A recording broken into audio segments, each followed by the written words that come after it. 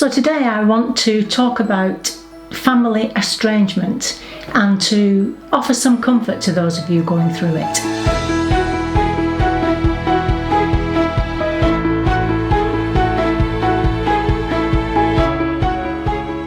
Hi, my name's Conroy. Welcome to Happy Stuff and Fluff, a channel for women who are getting happy, living longer and growing younger. Now, according to positive psychology, you may well have heard me say, at the very top of the list of importances in terms of your happiness and well-being is the quality of your relationships, especially your close relationships. And that's why today I want to talk about what's fast becoming, if it isn't already, a silent epidemic, and that's family estrangement, and particularly looking at parent and adult-child estrangement. Now, if you know, that's what I'm talking about in general, but a lot of what I have to say will help you if you are estranged in any other kind of relationship. And if you are not estranged from anyone at all, then you might just listen and be able to pass on some information to someone you know, because you will know someone. Let me tell you how I know that. Well, before I do, let's just have a look at what we mean actually by estrangement. Just have a look at this. Gosh, it's chilling. I find this chilling. So, estrangement, the state of being alienated or separated in feeling or affection, a state of hostility or unfriendliness. And there's some words there thrown up by thesaurus related to it. I've singled out alienation, the act of causing someone to become indifferent or hostile, to cause to be withdrawn or isolated. In fact, there's three words that come to my mind when I think about estrangement. Alienation, but also hostility and ostracization, is that a word? Being ostracized, let's put it that way. The language itself I find totally chilling. This is what we mean by it. Now, I do sincerely hope that you are not experiencing this, but the chances are that you probably are experiencing it, and if you're not, you do know someone who is. As I was saying, it is in fact very common. Just listen to this. According to Stand Alone, which is a UK charity, 1 in 5 families in the UK have experienced estrangement at some time, and one study in the US found that 40% of its participants had also experienced family estrangement. And they go on to say that in some groups, and I think this was a student body, estrangement may be also as common as divorce. So, first point, if you are experiencing this, you are not alone. Now, silent epidemic, so why is it silent? Well, in the past, I think there's been a lot of stigma attached to estrangement and even shame in families. And if we go back to the 1950s, when certainly if you're a woman of my age, and if you're watching, you're likely to be around about that age, this is what the family unit looked like. So mum was married to dad, and they had 2 or 3 children and possibly even a dog, and they were happy together. Mum stayed at home and generally kept the family together whilst dad went out to work. Children were seen and not heard, and only left home to get married or go to university. This happy family was essential to our societies, and divorce was actively discouraged and frowned upon. So if you were to do anything to disrupt the status quo here, then shame on you. And I think that's where it still comes from. Well, let me tell you this. There is no place for shame on Happy Stuff and Fluff. No place for shame. Let's push that one aside. 1 in 5 families in the UK 40% in a study in America. It's very common, and there is nothing to be ashamed of. No shame here, no judgment. Okay, let's get that straight. Only now is this issue finally being addressed, and research is being done both on the causes and how to help the situation. Now, how to help, I mean, it's a massive subject, isn't it? And the causes are many. There are obviously many reasons for a family breakdown, or for you to become estranged from someone. Disrespect, unclear boundaries, money, inheritance issues, divorce issues, religion, lifestyle choices. This is before we get to abuse of any kind. Interestingly, apparently in the UK, adult children most often talk about emotional abuse as the reason for their estrangement. Emotional abuse including control and manipulation through humiliation, criticism, withdrawing love or care, parental favoritism, and ostracising. Whereas parents, when they talk about it, they mention causes such as divorce or mismatched expectations of behaviour, disrespecting personal or family values. Now today, of course, the family unit has evolved, and there are many different types of families, and you know that should be so. But I think in many cases we have and still are struggling to adapt to this evolving of the family. You know, where we may not know, or we may be expecting to have expectations that are not going to come through, all those kind of issues. To be honest with you, it's not the causes or the rights and wrongs of this situation that I want to talk about. I do want to say that I know that living with this can be a living hell. Some people I've talked to are literally going through a living hell. And when you start to read about people's experiences, you realise just how much hurt is being caused. A recent positive psychology study showed that the exclusion you feel when you've been estranged from someone triggers exactly the same brainwaves as physical pain. Going through this can make you mentally and physically sick. Now, as I say, estrangement is a massive subject, and I certainly don't have a magic pill. I know that whichever end of this you're on, you may be the initiator of the estrangement or feel that you're the victim. Whichever, you are hurting, and that is for sure holding you back from your ability to be happy. Now, as you know, your happiness is my concern. Your happiness and your well-being is my concern.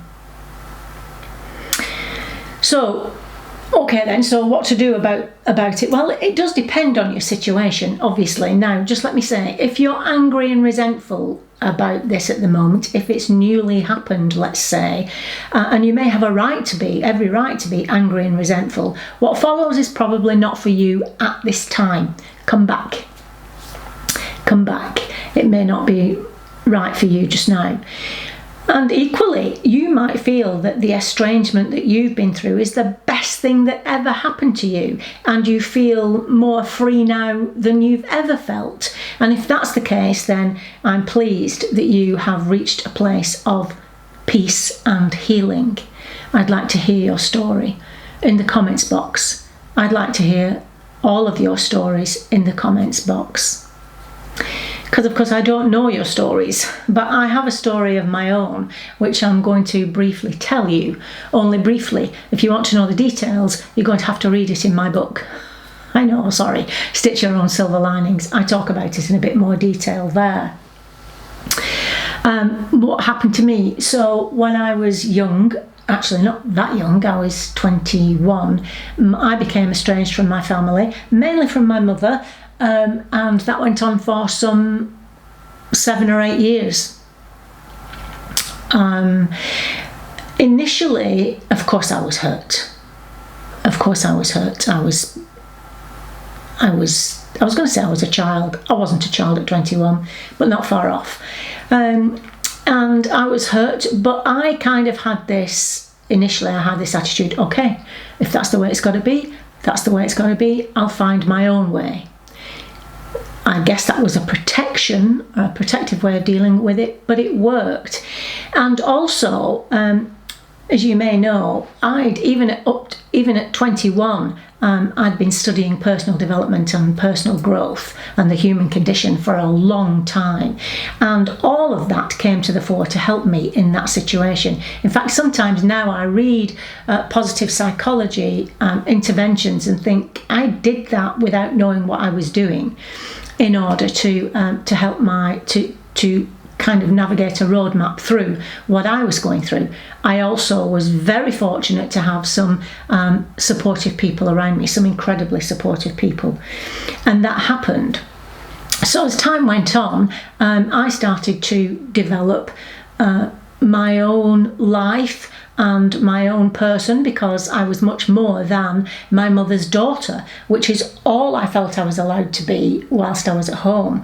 Once I left home, now I had the opportunity to develop and grow in the way I wanted to. And that's what started to happen. In fact, I met, married and had my first child with my mother not being on the scene. I eventually was in touch with other members of my family, and so I knew roughly how she was, but we only spoke once, which was when I rang her to tell her that I was getting married. But that was the only time. And then some 7 or 8 years down the line, I was out one day visiting I was visiting Mr. Kitchen's auntie, and I had Mitch with me, who was my 18-month-old son. Now, it turned out that Mr. Kitchen's auntie wasn't home, and I had to drive past my mother's house to get back to my home. And to this day, I don't know what made me do it. As I was driving past, I indicated right and turned into her avenue. I got out of the car and went straight to the door. A little bit like tipping the bucket. I'll leave a link probably somewhere above, to the video about tipping the bucket. Giving it no thought, I knocked on the door, and my mother opened the door. Now, of course, she didn't know I was coming, which was perhaps fortuitous. She opened the door, and for a few seconds she kind of didn't know who she was looking at. I was standing there with my son in my arms. Now, at that point, she could have shut the door, but it didn't matter. I wasn't worried about that. I'd spent the last 7 years without her. What did I have to lose? If she'd shut the door, okay, I hadn't gained anything, but I hadn't lost anything either. She didn't, in fact. When she realised who it was, before my very eyes, she crumpled and she began to sob. She threw her arms around me and was sobbing. Oh dear. Anyway, she invited me in and we caught up a little bit and chatted, and from that day on, then our relationship, we started to develop a different relationship, but we were back in touch. The thing is, and I'll be mentioning this in the second part of this video, the issues around why it happened were never discussed. Now, I don't think I could have spoken to my mother in terms of questioning her parenting. I think I didn't want to upset the apple cart, let's put it that way. So I took her lead. It never came. We never talked about it at all. And then just before she died, my mother died of cancer, and we were well back on in touch by then. I have 2 brothers and 2 sisters, and we all took it in turns to sit with her while she was ill. And this one night she started to talk to me, and she said, I know I made some mistakes with you when you were growing up. And that's all. That was it. That's all she needed to say. That's all I wanted, ever. Acknowledgement of that. And I felt exonerated. I didn't need any more. I didn't need to say anything to her. That's all I needed. That was that. So that's my story. We were totally reconciled by the end, but our relationship was not the same as it was before. Of course it wasn't. I was now a grown-up with a husband, a home, and a child of my own. But she was around for the second and third births, and I don't know what I would have done without her at various times through Charlotte's illness. So that's a happy ending to that story. You know, what, like I say, I don't know what your story is. Your happiness is my concern. And so in this second part, I want to talk about things you can do before you actually go into reconciliation. Assuming that you've decided, you've made the choice that what you would like to do is reconcile this relationship. That's a choice that you have to make.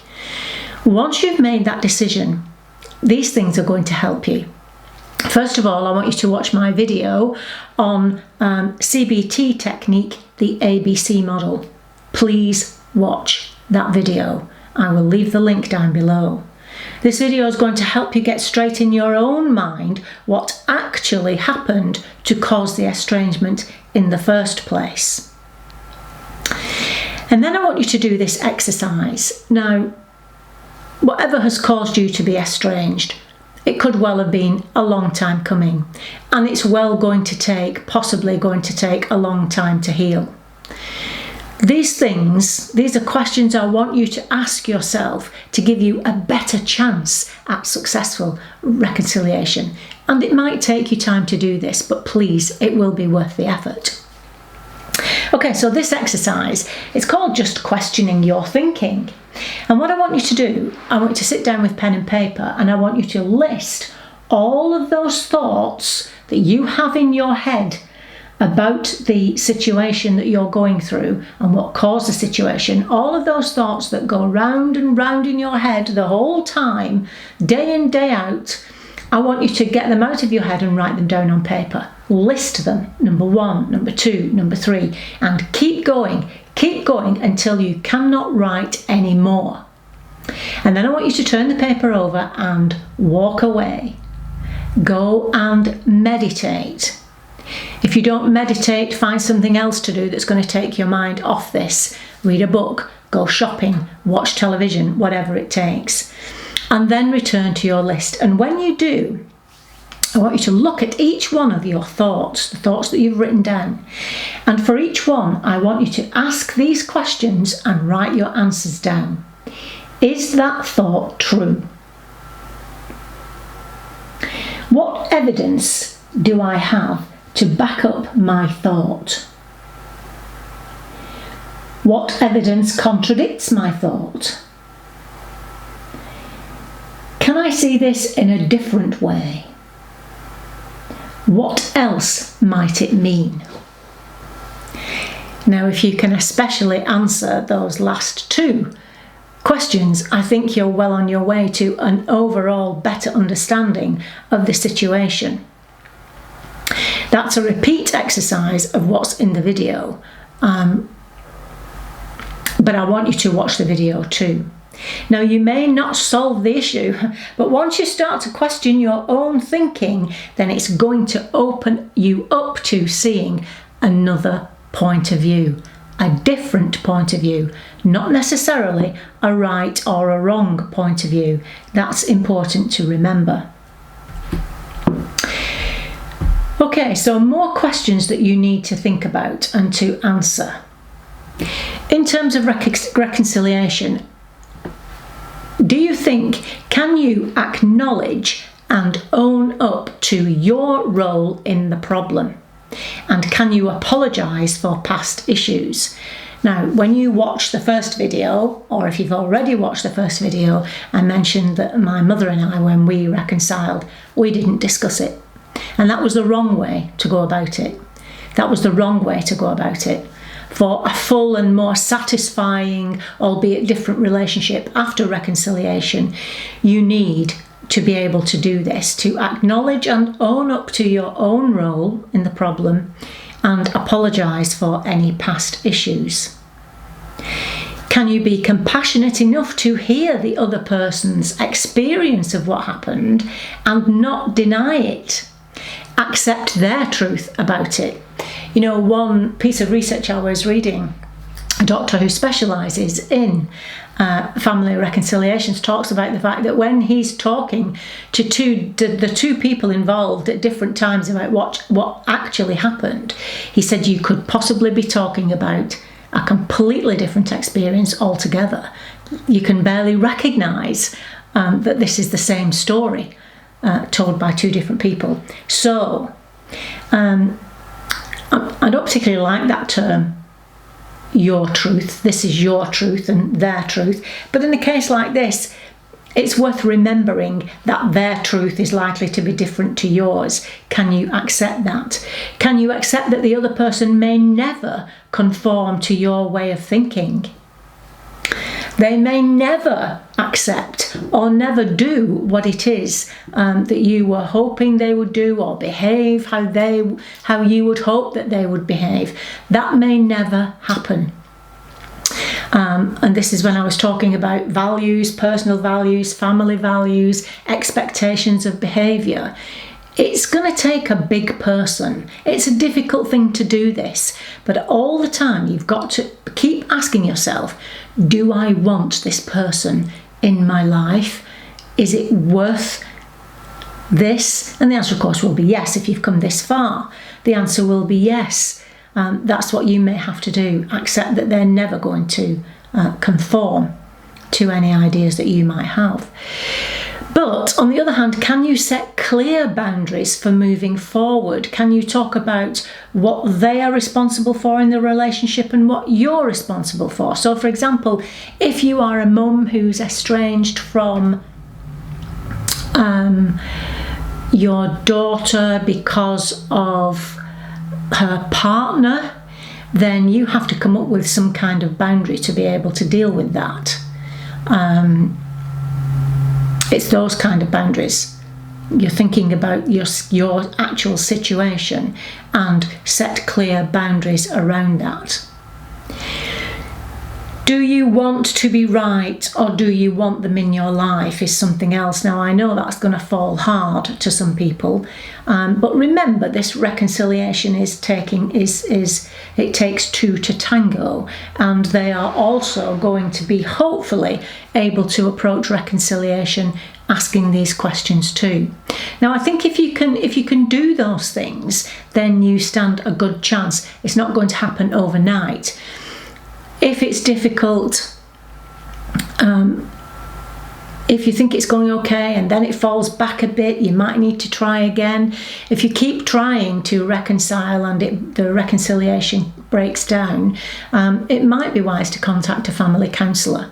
There's lots of them around, and many of them specialise in intermediary reconciliation of when families break down. There is no shame in asking for help in this. Now, it does take two to tango. What if all of your attempts to contact someone or to try to reconcile have been rejected? Some stories I've read during my research have been brutal. They have been brutal. If you have been if you're separate from your child or estranged from your child, you don't even know why, there's been no explanation as to why, that is a very difficult and stressful place to be, and I totally honour and respect your pain. That must be very difficult.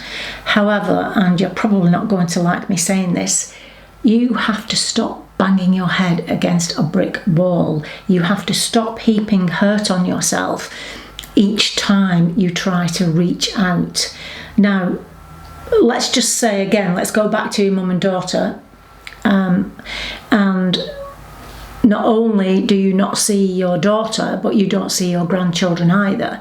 And you may have been sending Christmas cards and birthday cards and presents and never had a response. At some point you have to make that decision. Do I continue to do this? But if you do not heap hurt on yourself each time because you're expecting a response this time. You need to lower your expectations of the outcome.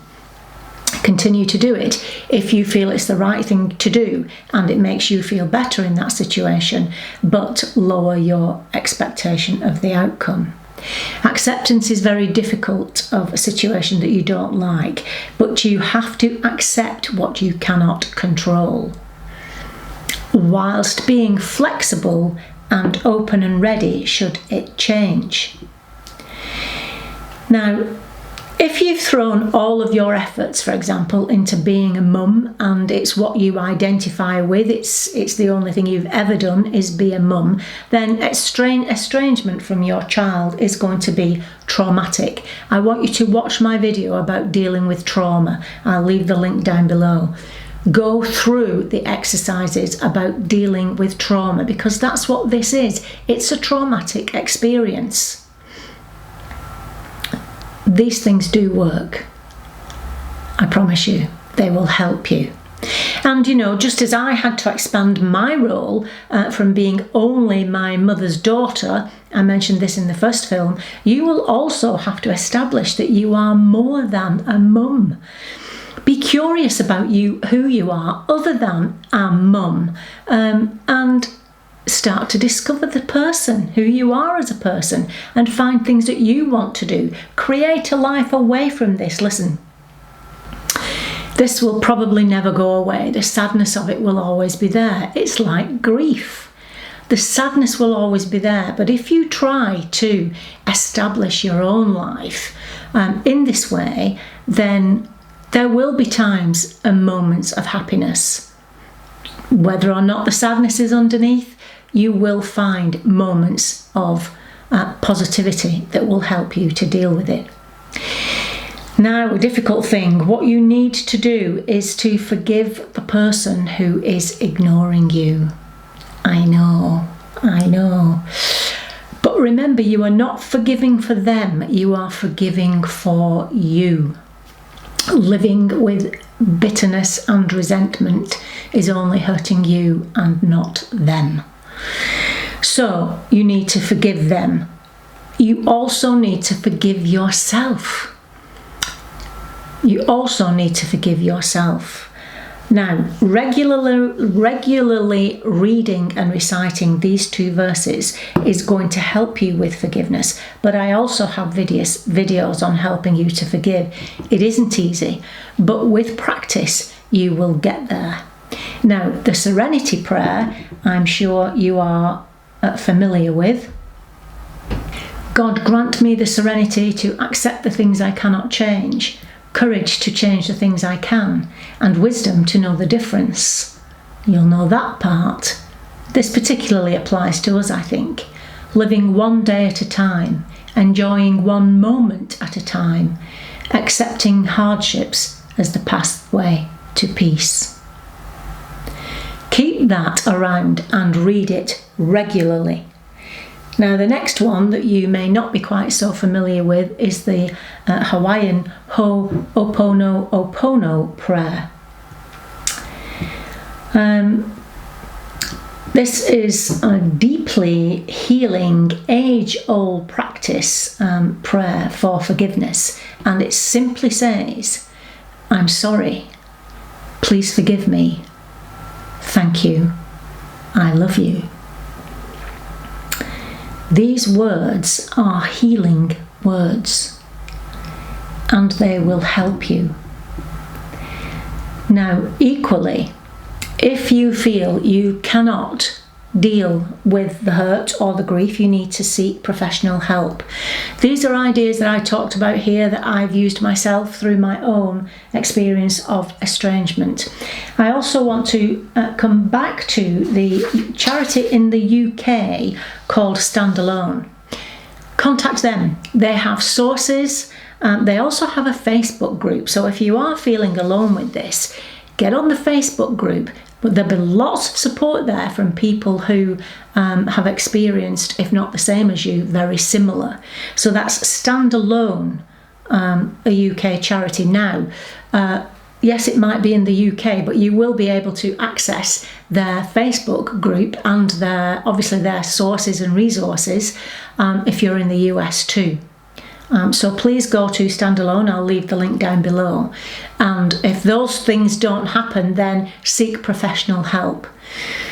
One last word I want to say, that in all the research that's being done, I've forgotten who she is. I'll try to leave a link down below. But something they found in the research is that estrangement very rarely lasts forever. It very rarely lasts forever. So there is hope.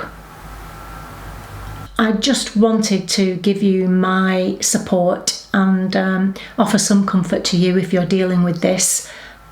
You know, you can reach out to me either in the comments box or by email, and if I can do anything for you, for sure I will. Okay, I'll see you next time, and in the meantime, remember that on the Happy Stuff and Fluff, we're getting happy, living longer and growing younger. I'll see you soon. Bye bye.